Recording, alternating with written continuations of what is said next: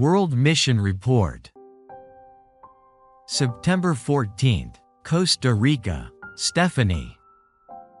When Stephanie and her future husband started talking about having a family in their native Costa Rica, they realized that they shared something in common. They both wanted to have 2 biological children and to adopt a 3rd child. 5 years after their wedding, however, the couple didn't have any children. So, they decided to adopt a baby. Costa Rica's adoption agency informed them that it wouldn't be easy.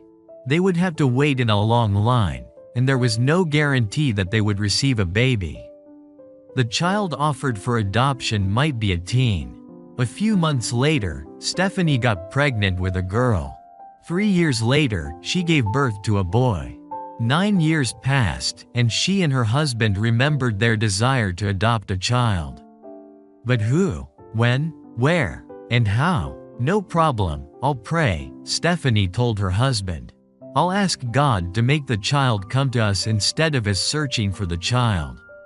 Stephanie prayed. Then she forgot about it.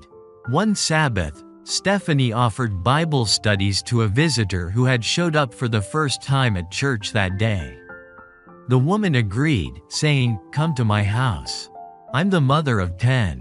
It turned out that the woman was a caregiver at an orphanage. The orphanage consisted of 15 houses with 10 children in each house. A caregiver oversaw each house. Stephanie went to the orphanage and gave Bible studies to the caregiver and her 10 children. The caregiver gave her heart to Jesus and was baptized. The orphanage director, seeing that the Bible studies had a positive impact on the caregiver and her work, asked Stephanie to give Bible studies in the other 14 houses at the orphanage. Stephanie took the request to the board of her church, and the church sent church members to each of the 14 houses. Stephanie was assigned to house number 7. 11-year-old Michelle lived in house number 7. From the first day, Michelle caught Stephanie's attention.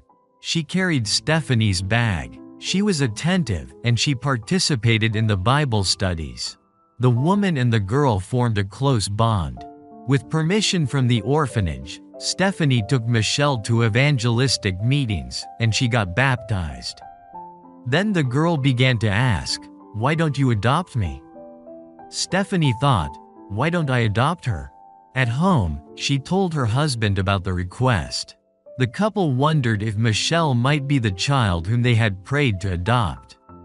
They asked God for confirmation.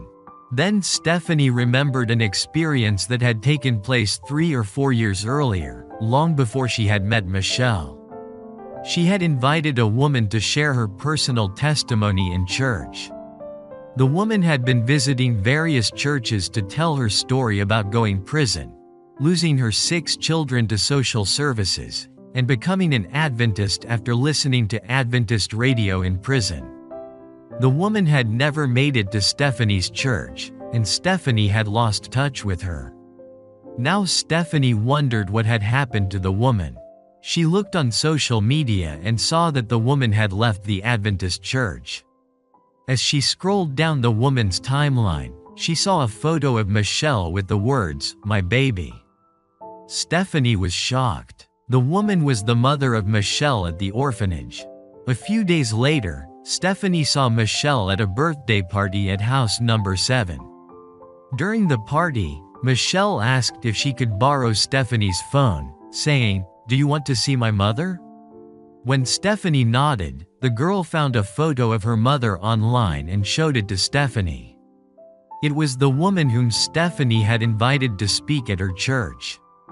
For Stephanie, it was all the confirmation that she needed. She was convinced that God had sent Michelle to her family to adopt. Stephanie spoke with the orphanage director about adoption. She assured the director that she had not known that her social media friend was Michelle's mother when she had first come to the orphanage.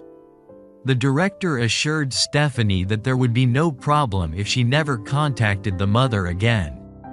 In a short time, Michelle moved into her new home. She was 12. It would take 4 more years for her to be officially adopted, but that didn't matter. She was at home. Today, Stephanie couldn't be happier. Her dream has come true. She has 2 biological children and an adopted daughter.